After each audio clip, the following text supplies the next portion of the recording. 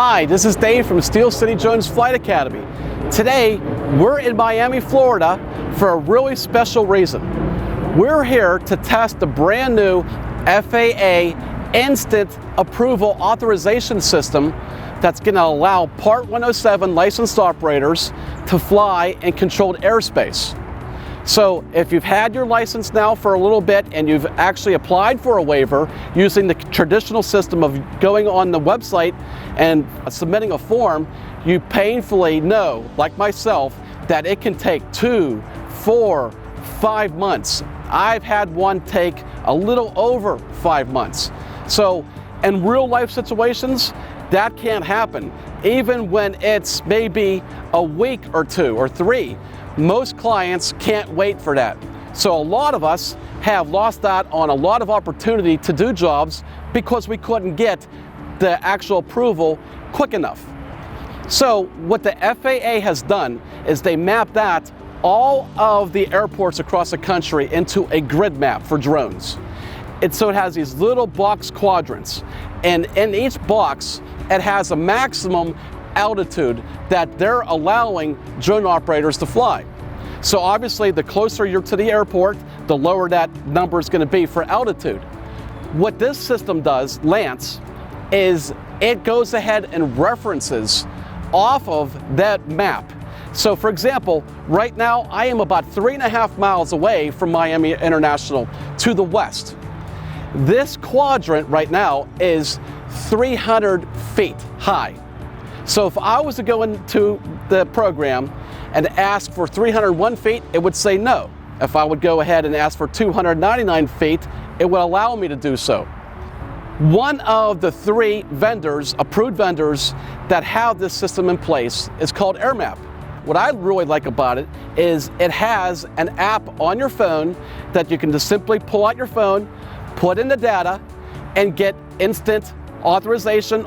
So we're super excited about this, and that's why we're down here. Right now, Miami, Florida is one of 50 airports across the country that's participating in this project. There's going to be 2/3, maybe 3/4 of all of the airports across the country that will gravitate to this new system sometime in the next 2 to 3 months, which is awesome news for everybody. So we're super excited about it. That's why we're here.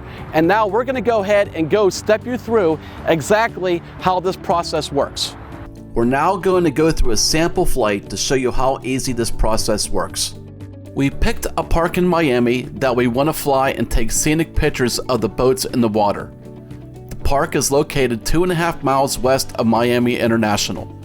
Our sectional map shows the location is well inside the inner circle of controlled airspace that starts at the surface and goes all the way to 7,000 feet. So we need an airspace waiver to fly this mission. The UAS drones facility map is showing us that the park is in a sector with a maximum of 200 feet AGL that we can apply for. If we apply for anything higher, the request will automatically be declined when submitted.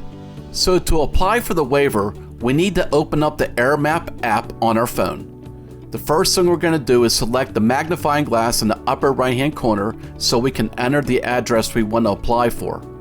So we type the address in at the top and the address automatically auto-populated underneath. We then clicked on the appropriate address. Under advisories, you can see all the warnings and advisories for that area. Next, you'll want to select the type of mission, and for this flight, we selected FAA 107. From there, we clicked on the paper airplane icon to start a planned mission, which brings us to the next screen. The toolbar allows the user to define the area to be flown 3 different ways.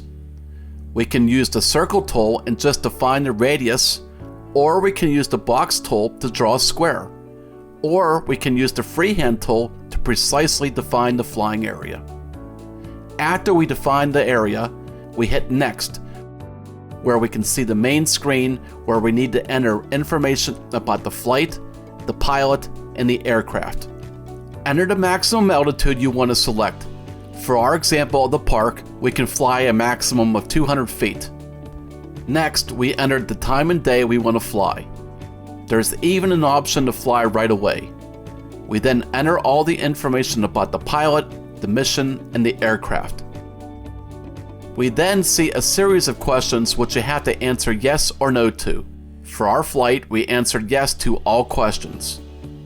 The next screen gives us a weather briefing and a notice that will be authorized upon submitting the request.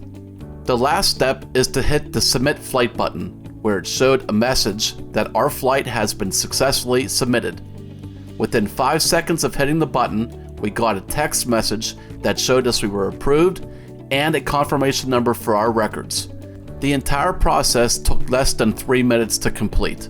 If you submit the request on location when you're ready to fly, the app will show all the surrounding aircraft that are in the area in real time.